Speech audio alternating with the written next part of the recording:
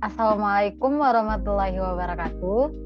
Halo semua, perkenalkan nama saya Mutia Ramadhani, NIM F1E1 1900 dari kelas R003, jurusan Sistem Informasi Universitas Jambi. Baik, pada kesempatan kali ini saya akan melakukan presentasi review jurnal untuk memenuhi tugas mata kuliah riset operasi tentang optimasi penjadwalan perawat menggunakan algoritma genetika. Pada kesempatan kali ini saya mereview jurnal yang saya ambil dari jurnal mahasiswa PTI IKA Universitas Brawijaya dengan volume 5 nomor 13 tahun 2015. Adapun daftar isi yang akan saya bahas pada kesempatan kali ini, yang pertama mengenai latar belakang, yang membahas latar belakang terhadap penerapan algoritma genetika. Kedua, ada penelitian yang membahas langkah penelitian yang dilakukan oleh penulis. Ketiga, ada kromosom, yang yaitu bentuk kromosom yang dipakai. Keempat, ada fitness yang membahas nilai fitness. Kelima, proses yang membahas proses seleksi, proses crossover, dan proses mutasi. Dan terakhir, kesimpulan, yaitu hasil analisis optimasi. Yang pertama, algoritma genetika. Algoritma genetika merupakan metode optimasi yang teknik pencarian dan optimasi penyelesaiannya berdasarkan pada prinsip genetika dan mekanisme seleksi atau evolusi. Algoritma genetika merupakan salah satu cabang dari algoritma evolusi yang digunakan untuk memecahkan masalah optimasi yang kompleks dan sulit diselesaikan dengan yang konvensional atau tradisional. Keberagaman pada evolusi biologis adalah variasi dari kromosom antar individu organisme. Kemudian masalah dan solusi, adapun masalahnya yaitu penjadwalan perawat merupakan suatu masalah kritis pada suatu rumah sakit, terutama pada ruang ICU dengan pasien yang membutuhkan perawatan khusus. Dampak dari panjangnya jam kerja perawat serta tugas yang banyak dikhawatirkan akan mempengaruhi kualitas kinerja, kondisi fisik, maupun kehidupan sosial. Dalam penelitian ini, diterapkan algoritma genetika untuk menyelesaikan permasalahan penjadwalan perawat. Dan solusi yang bisa diterapkan yaitu salah satu metode optimasi yang cocok untuk permasalahan ini adalah melalui pendekatan algoritma genetika dan hasil akhir kromosom terbaik yang menghasilkan penjadwalan dengan nilai fitness tertinggi. Kemudian metodologi penelitian. Langkah-langkah dan kerangka berpikir untuk merumuskan, menganalisis, serta memecahkan masalah yang dihadapi dalam mengimplementasikan metode pada penjadwalan perawat. Dan langkah penelitiannya yaitu pertama studi literatur, kedua metode pengambilan data, ketiga analisis kebutuhan, keempat perancangan, kelima implementasi, keenam uji coba, dan terakhir evaluasi. Selanjutnya bentuk kromosom. Representasi kromosom adalah proses awal untuk mendefinisikan individu yang harus dilakukan dalam penyelesaian masalah menggunakan algoritma genetika. Kromosom dalam penelitian ini berupa representasi permutasi dengan jumlah gen sebanyak 360. Dan adapun implementasinya dapat kita lihat pada gambar di bawah ini. Selanjutnya fitness. Untuk mengetahui bobot dari masing-masing individu, dilakukan perhitungan nilai fitness. Nilai fitness ini menunjukkan kualitas dari masing-masing individu. Hasil perhitungan fitness ini kemudian digunakan untuk masukan pada proses seleksi dalam mencari individu terbaik yang akan menjadi solusi penyelesaian masalah. Dan untuk pengimplementasiannya dapat kita gunakan rumus di bawah ini.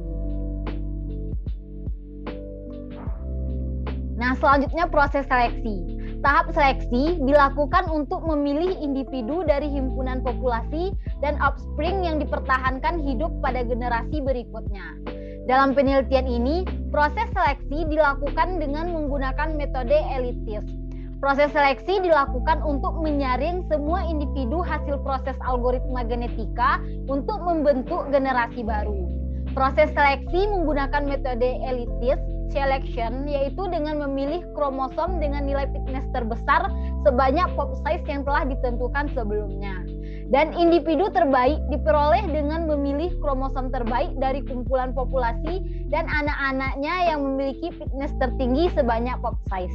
Selanjutnya proses crossover. Pada proses ini, metode crossover yang digunakan yaitu single point crossover. Nah, adapun langkah-langkah metode one cut point crossover, yang pertama, memilih induk secara random. Kedua, memasangkan kromosom yang terpilih menjadi induk untuk melakukan proses crossover.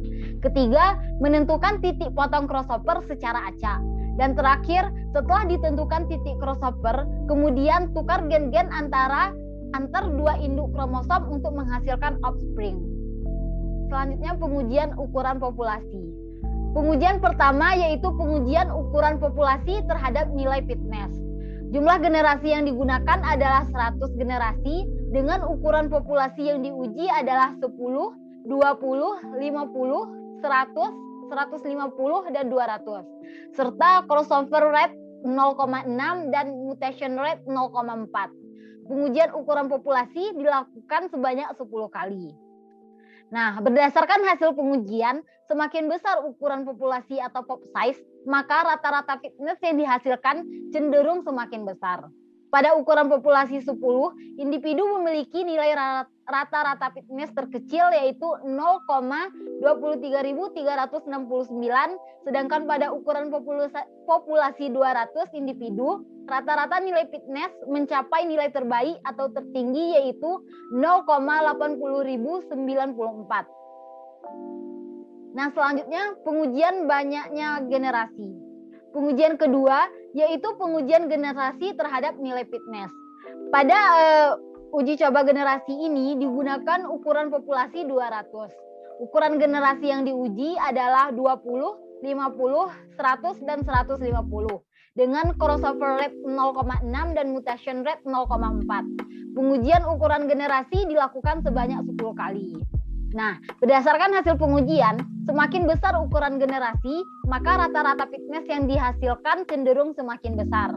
Pada ukuran populasi 20 individu, memiliki rata-rata fitness terkecil yaitu 0,20417, sedangkan pada ukuran populasi 150 individu, rata-rata nilai fitness mencapai nilai terbaik atau tertinggi yaitu 2,13674. Nah, selanjutnya implementasi untuk one cut point crossover. Ilustrasi metode one cut point crossover dapat dilihat pada gambar di bawah ini. Kemudian proses mutation. Metode mutasi yang digunakan yaitu reciprocal exchange mutation. Langkah-langkah dari metode mutasi adalah sebagai berikut. Yang pertama, memilih induk secara random. Yang kedua, memilih dua gen secara acak pada kromosom, kemudian menukar nilai gen tersebut. Nah, untuk implementasi reciprocal exchange mutation-nya, ilustrasi reciprocal exchange mutation dapat dilihat pada gambar di bawah ini. Selanjutnya, pengujian kombinasi nilai CR dan MR. Nilai CR dan MR yang digunakan dalam uji coba ini adalah 0 dan 1. Pengujian pada CR dan MR ini juga menggunakan hasil uji coba yang telah dilakukan sebelumnya, yaitu hasil uji coba ukuran populasi dan uji coba banyaknya generasi. Ukuran populasi sebesar 200 dan generasi sebesar 150. Pengujian ukuran populasi ini dilakukan sebanyak 10 kali. Nah, pada uji coba ini didapatkan kombinasi CR sama dengan 0,5 dan MR sama dengan 0,5. Menghasilkan rata-rata fitness terbaik yaitu 3,4266. Sedangkan pada kombinasi CR sama dengan 1 dan MR sama dengan 0 menghasilkan rata-rata fitness terendah yaitu 0,50153. Selanjutnya analisis hasil optimasi. Dalam menentukan parameter algoritma genetika yang digunakan pada penjadwalan perawat, maka dilakukan pengujian parameter yang terdiri dari ukuran generasi, ukuran populasi atau pop size, dan kombinasi crossover rate atau CR dan mutation rate atau MR. Hasil dari pengujian merupakan parameter dengan nilai rata-rata fitness tertinggi dari percobaan yang dilakukan sebanyak 10 kali. Hasilnya didapatkan jumlah generasi 150, jumlah populasi 100, dan kombinasi crossover rate dan mutation rate 0,5 berbanding 0,5 yang memiliki nilai rata-rata fitness tertinggi. Kemudian, untuk menentukan kualitas dari solusi penjadwalan yang dihasilkan diukur dari nilai fitness-nya. Perhitungan fitness didapat dari jumlah penalti yang telah dikalikan dengan konstanta dan selanjutnya dihitung menggunakan rumus fitness. Semakin besar nilai fitness yang dihasilkan, maka solusi yang dihasilkan semakin baik. Sedangkan jika semakin kecil nilai fitness-nya, maka semakin buruk solusi yang dihasilkan.